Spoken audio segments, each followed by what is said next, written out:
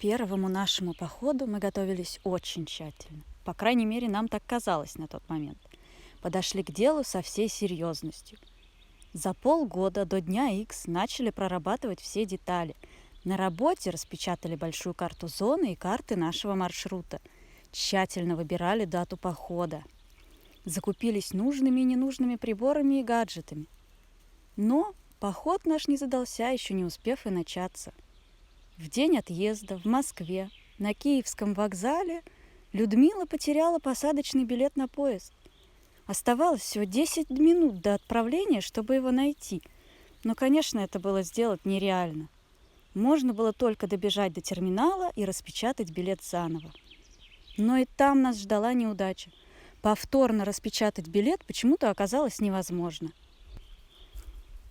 И вот, стоя у терминала и думая о том, что жизнь – боль, Людмила обратилась к дежурному охраннику. Тот уточнил фамилию и сказал: билет найден, и его несут к поезду. Еще никогда в жизни Людмила не бегала так быстро. Мы заскочили в поезд буквально за минуту до отправления. Проводники, искренне переживавшие за нас, облегченно выдохнули, закрыли двери вагона, и мы тронулись в путь. Прибыв в Киев в 10 утра знойного жаркого июля, мы вышли на южный терминал ЖД вокзала. Зашли в пузатую хату, от души поели вкусной еды, закупились в ближайшем магазине провизией и отправились искать способ добраться до зоны. Вариантов было не так много, а точнее всего один – такси. Удачно сговорившись с одним из таксистов, который согласился довести нас до приграничной зоны деревни всего за 500 гривен, мы погрузили рюкзаки в багажник машины и тронулись в путь. Зная истории о том, что таксисты сдают сталкеров правоохранительным органам, я всю дорогу названивала несуществующей бабушке, якобы с нетерпением ждущей нас в деревне. И таксист, которому было либо все равно, либо он проникся нашей актерской игрой, без вопросов домчал нас до места.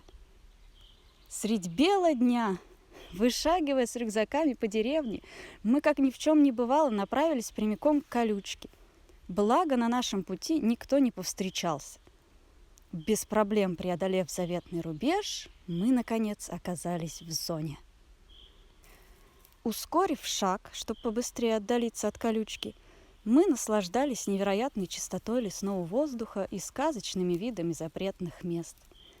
В такие пейзажи влюбляешься сразу, поэтому сталкеры, побывавшие здесь хоть раз, возвращаются сюда снова и снова. Пройдя первые километры зоны, мы начали совершать и первые ошибки. От быстрого шага обувь вдруг стала казаться неудобной и тесной. Недолго думая, чтобы хоть как-то облегчить натруженные стопы, мы сняли злосчастные кроссовки и пошли по асфальту босиком. Через какое-то время недолгое облегчение оказалось началом ада. Ноги распухли, стопы натерлись и уже с трудом влезали обратно в обувь. Сделав привал в первой на нашем маршруте деревне, мы обнаружили вторую проблему. Прибор, на который мы возлагали большие надежды, оказался абсолютно бесполезным куском дерьма. Зарядное устройство на солнечных батареях, казалось, не только не заряжало наши гаджеты, а наоборот вытягивало из них всю энергию. Перспектива остаться без средств связи поубавила в нас решимости, но мы все еще твердо шли вперед. Распечатанные нами бумажные карты, которые мы с таким трепетом и интересом любили изучать при встречах, в зоне оказались совершенно бесполезными цветными мурзилками, в которые мы тупо вглядывались, ища хоть какие-то ориентиры. Но, не унывая, мы пока еще бодро шагали вперед. И вот, к концу дня добрались до гигантов, соединяющих всю зону отчуждения и являющихся сталкерскими ориентирами, до ЛЭП, линии электропередач, где и сделали очередной привал. Отдохнув и помедитировав под треск высоковольтных проводов, мы, к превеликому нашему огорчению, поняли, что запасы питьевой воды на исходе. Оставалось только на утренний чай. Но и это пока еще не заставило нас повернуть назад.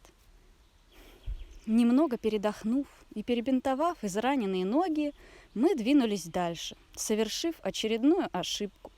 Вместо того, чтобы найти место для ночлега, спокойно переждать ночь, набраться сил, мы устремились вперед, навстречу злосчастным приключениям. И уже на склоне дня, еле доковыляв последний отрезок нашего пути, мы оказались у реки Уж.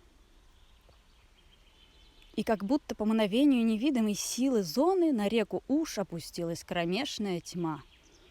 Оказавшись перед непроходимыми зарослями, отделяющими нас от реки, мы поняли, что перед нашими китайскими фонариками предстала непосильная задача. Казалось, жуткая ночная тьма зоны поглощает свет китайцев. Вконец измученные ночными блужданиями и натерпевшиеся страха от пронзительных кабаньих визгов, мы таки пробрались к Ужу. И тут нас ждало последнее и необратимое разочарование. Весь берег реки представлял собой стройные ряды камышей и черную вязкую жижу.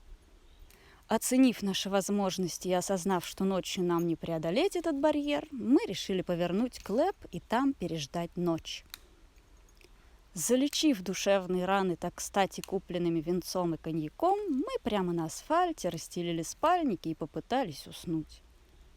Наутро, с первыми лучами солнца, пережив ночные галлюцинации, нам с превеликим прискорбием пришлось признать, в этот поход до Припяти нам не дойти. Собрав свои пожитки, мы повернули обратно.